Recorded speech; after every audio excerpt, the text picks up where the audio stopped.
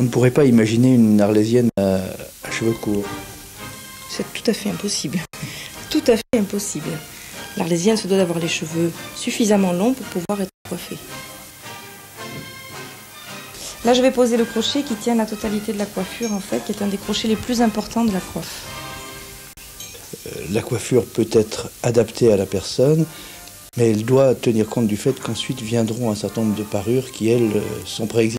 Absolument, et puis de toute manière, elle est codifiée. Elle doit absolument être coiffée de cette façon-là. Les gestes doivent être les mêmes.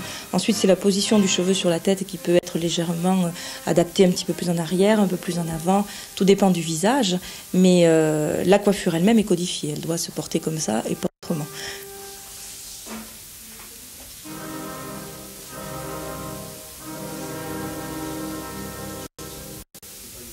Et ces différentes pièces du costume qui vont se succéder maintenant, on commence par la coiffure, Oui. Mais on les trouve dans le commerce ou bien elles appartiennent depuis plusieurs générations à une famille? Comment ça se passe? Eh bien, nous avions, la chance d'être d'une famille de tradition, donc nous avions déjà des pièces personnelles qui nous appartenaient dans le fond de la maison, mais toutes les Arlésiennes sont avides de brocantes, donc on cherche dans les brocantes toutes les pièces anciennes que nous pourrions trouver pour compléter les parures. Alors, le ruban que je vais poser à Florence est un ruban d'époque Louis-Philippe, donc qui est parfaitement authentique et qui aujourd'hui est parfaitement assorti au costume qu'elle porte. Pardon. La coiffe d'Arlésienne est unique, aussi bien de sa coiffe et de son habillage, parce qu'il est recréé à chaque fois.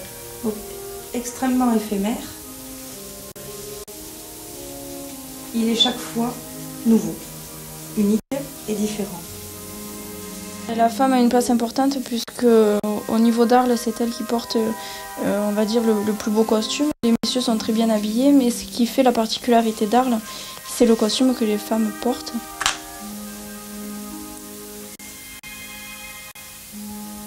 Voilà, c'est terminé.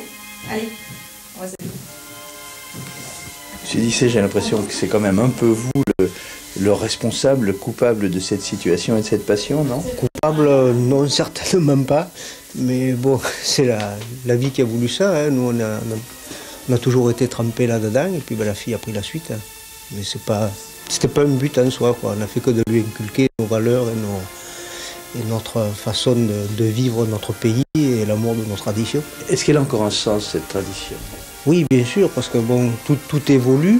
Elle n'est pas figée, même si on aime la tradition, elle n'est pas figée, c'est pas quelque chose, elle continue à vivre, elle continue à évoluer.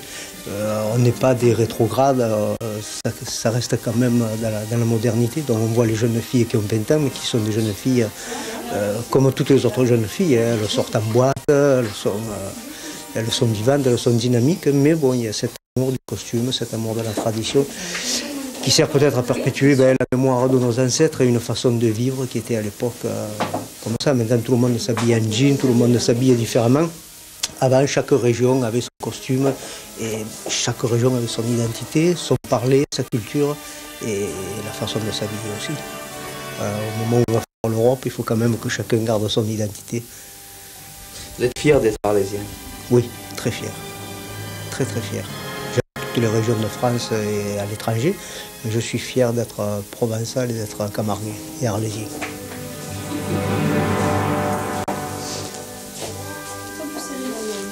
Donc maintenant, nous allons procéder à l'habillage complet, c'est-à-dire qu'on va mettre les différentes pièces qui constituent ce costume et qui est monté, comme je vous l'ai dit tout à l'heure, à chaque fois. Donc c'est pour ça qu'il est unique.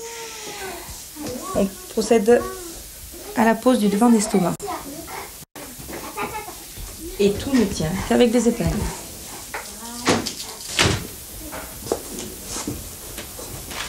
Je vais maintenant poser le fichu de propreté. L'Arlésienne est très très coquette et elle adore soigner ses affaires. Donc ces fichus de soie ne doivent jamais toucher sa peau. Tout à l'heure, Florence, vous serez à cheval. Ça veut dire qu'il faut être bonne cavalière aussi pour être reine? Il vaut mieux, on est amené régulièrement à monter à cheval. Alors il vaut mieux ne pas en avoir peur et ne pas être allergique et le connaître minimum. Voilà, on va procéder à la pose de la dernière pièce du costume, le fichu. Alors le fichu que je vais poser à Florence, c'est un fichu de soie qui date de la fin du 19e siècle.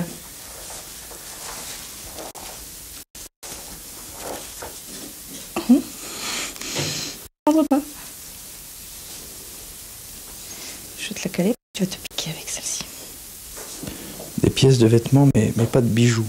Pas encore. On garde le meilleur pour la fin. Ça fait joli. Je pense que c'est pas mal du tout. Bien, on va mettre les bijoux maintenant. Attends, je vais t'aider. Un sautoir. Et on va ouvrir le coffre au trésor avec les bijoux de la reine. Ça fait partie du patrimoine des reines et on se le transmet de reine en reine. Sur le coffret figurent les noms des reines qui ont déjà porté ces bijoux, qui ont eu cette chance. Et Florence aura sa plaquette avec son nom quand elle aura terminé son règne.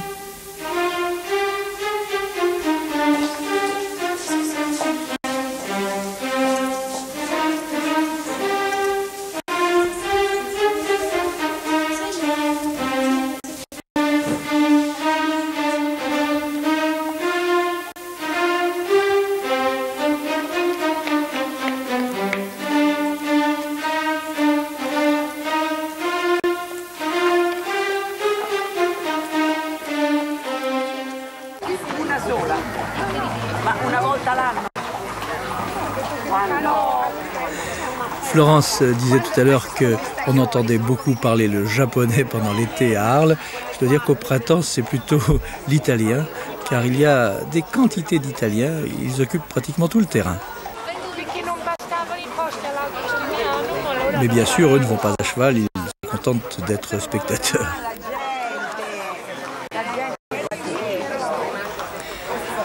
Florence Disset, la reine d'Arles, a repris place en croupe derrière Hubert Yonnet, le président de la confrérie des gardiens. Il est 10h30, 11h. Après la visite à Frédéric Mistral, on monte vers l'église de la Major, qui se trouve au-dessus des arènes d'Arles. Et là va commencer une messe qui est quasiment une cérémonie intime. C'est volontairement que nous n'avons pas pénétré dans l'église. D'ailleurs, tous les gardiens ne pénètrent pas forcément, seuls quelques-uns, les dames aussi. Mais la plupart restent à l'extérieur. La messe est diffusée par haut-parleur. Et puis de toute manière, il y a tellement de gardiens, tellement d'arlésiennes. Au passage, vous avez vu le modernisme dans la tenue de l'Arlésienne. Fin de la parenthèse. Oui, il y a tellement d'Arlésiennes, tellement de gardiens qu'il serait bien impossible de faire tenir tout ce monde dans l'église.